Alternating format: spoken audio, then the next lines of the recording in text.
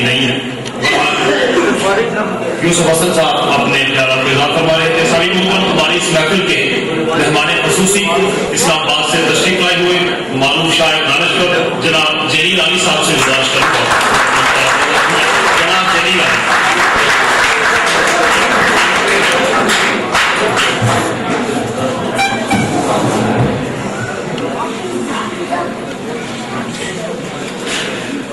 بسم اللہ الرحمن الرحیم. صدر محترم معزز خواتین و حضرات، سب سے پہلے تو میں غوثیہ اکیڈمی کا شکریہ ادا کرنا چاہتا ہوں. انہوں نے مجھے ایسی خوبصورت محفل میں شرکت کی دعوت دی اور اعزاز بخشا. آپ لوگوں نے دیکھا ہوگا کہ میں اسٹیج پہ بیٹھا ہوا باری باری قادری صاحب کی کتابیں دیکھ رہا تھا. ایکچولی مجھے 2 کتابیں ان کی دی گئیں، نسیم حجاز اور دوسری پہلی رجوع. تو اگر میں یہ دوسری 2 کتابیں نہ دیکھتا تو قادری صاحب کو سمجھنے میں مجھ سے کوتاہی ہوئی. تو یہ بڑا اچھا ہوا کہ میں نے دوسری کتابیں دیکھ لی. میں قادری صاحب کو پرسنلی ذاتی طور پہ نہیں جانتا، مگر ان کی اب 4 کتابوں سے میں ایک دفعہ گزر چکا ہوں. ان کی شخصیت کا جو سراپا میری چشم تصور میں بنتا ہے، اس سے مجھے ایک درویش کا واقعہ یاد آ گیا. ایک درویش بندہ اپنے دوستوں کو ایک مصرع سناتا رہتا تھا کہ اس لیے مجھ کو تڑپنے کی تمنا کم. وہ جب بھی اس نے ملنا اس نے یہ مصرع دہراتے رہے.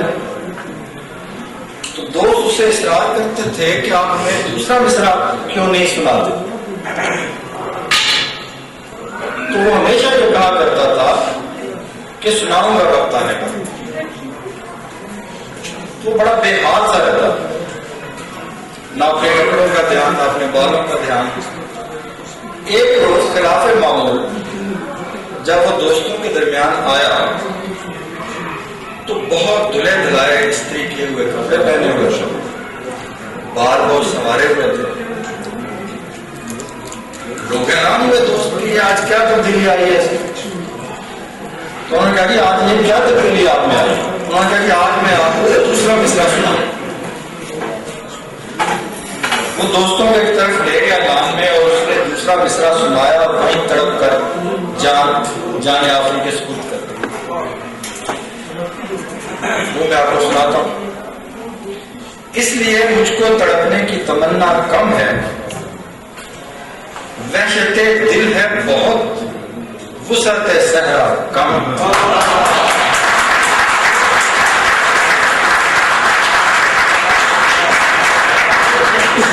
اب آپ دیکھیے کہ اس طرح کے جو لوگ ہوتے ہیں جو اپنے گرد و پیش سے بہت آگے نکل چکے ہوتے ہیں، ان کے لیے جو گرد و پیش ہوتا ہے وہ ایک قفس کی طرح سے، اس میں ان کے لیے سانس لینا دشوار ہو رہا ہوتا ہے.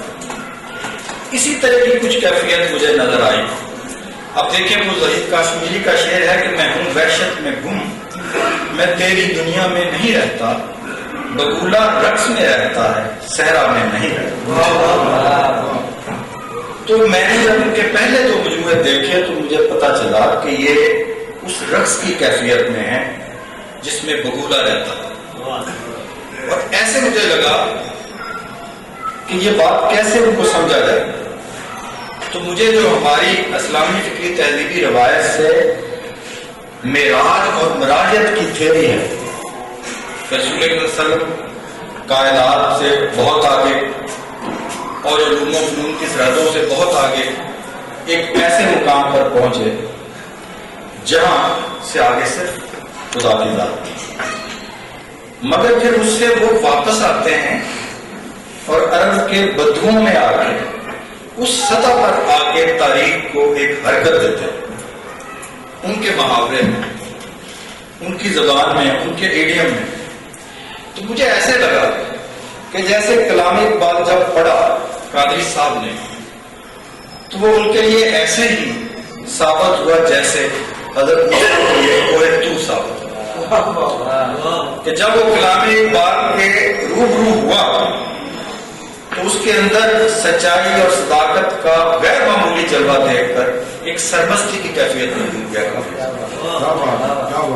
اور ایک عرصے تک وہ اس جذب و مستی میں رہے جس سے 2 کتابیں وجود میں آئیں۔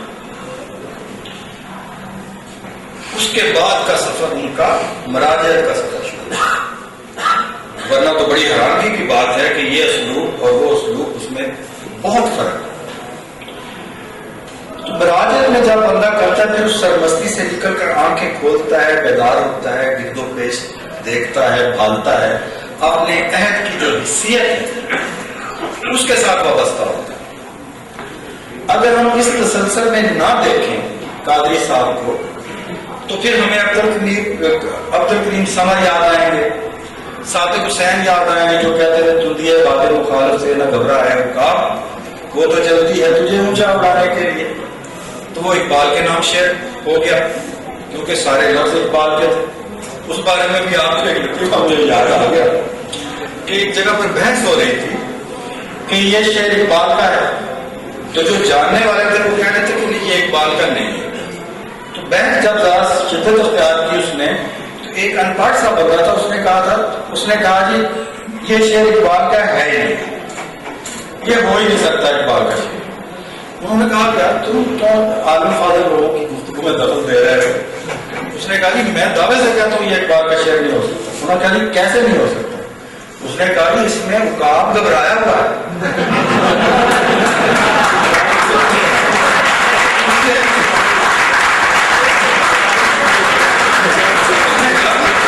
اقبال کا عقاب تو نہیں گھبراتا۔ تو میں نے جو 2 نام لائے اپنے اختر عثمان نے بھی 2-3 نام گوائے سیالکوٹ کے صاحب کے، تو پھر اس زمرے میں چلے جائیں گے قادری صاحب بھی کہ جو وہیں رہ گئے اور اقبال کا جو سایہ تھا اس پہ دب کر ختم ہو گیا۔ اور اگر ان کا یہ سفر جس اعتبار سے میں نے ٹریس کرنے کی کوشش کی ہے اس حساب سے ہم دیکھیں تو پتہ چلتا ہے کہ وہ اپنی خود شناسی کے عمل سے گزر رہے تھے اور آخر وہ ان حدود میں داخل ہو گئے جہاں ان کو اپنی پہچان، اپنا مصرف اور اپنا وظیفہ سمجھ میں آ گیا کہ مجھے کیا کرنا۔ تو اس حوالے سے اس بہت مختصر گفتگو کے بعد میں آپ کو وہ شعر ان کے کچھ سنا کے جہاں وہ اپنے آپ سے ان کی ملاقات ہو جاتی ہے، جہاں پہنچ کے شاعری میں ان کی اپنے آپ سے ملاقات ہو جاتی ہے، جیتے جاگتے اصلی احساس اور حیثیت رکھنے والے شخص کے طور پر وہ میں کچھ شعر آپ کو سنا کر اجازت چاہتا ہوں کیونکہ بہت طویل ہو گیا۔ ابرو میں تو اپنی ہی پہچان کا دم بھرنا، یا یہ دیکھیں یہ انکشاف ہے ان کے شعر میں جہاں سے لگتا ہے تبدیلی آئی۔ ابرو میں تو اپنی ہی پہچان کا دم بھرنا، اوروں کی سجاوٹ کے رنگوں سے نہ ڈھک جانا۔ اب دو چار شعر سنیں۔ ایک خواب ہے سوچوں کا سلگتا ہوا صحرا، ایک یاد ہے اجڑی ہوئی جنت میرے دل میں، یہ بہتے وقت کی آواز ہے جو کہیں بکھری کہیں سمٹی ہوئی، تم جو چاہو تو اٹھا لو سر پہ ساتوں آسماں، میں تو سہ سکتا نہیں اب ایک بھی سپنے کا بوجھ، یاد بہت دلائے گی ڈوبتی شام کی شفق، خواب لپٹ کے روئیں گے ٹوٹے ہوئے دلوں کے ساتھ، وقت میرے لیے تپتا ہوا صحرا نکلا، ریت میں کھود رہا ہوں کسی پیاسے کی۔ قادر یہ کڑی دھوپ بھی ہم کاٹ رہے ہیں اس پار کے برسے ہوئے بادل سے بہل کر، نئے اتار چڑھاؤ ہیں دیکھیے کیا ہو، لگے ہوئے کئی داؤ ہیں دیکھیے کیا ہو، تو وہی ہے سکھ آندھی جو لیے پھرتا ہے ساتھ، ہم وہی ہیں جن کے سینوں سے ابلتا ہے لہو. اور آخری شعر سنا کے اجازت چاہوں گا. وقت نے قادر ابھاری ہیں کئی تبدیلیاں, دیکھیے اب کون سے سانچے میں ڈھلتا ہے لہو. آپ کا بہت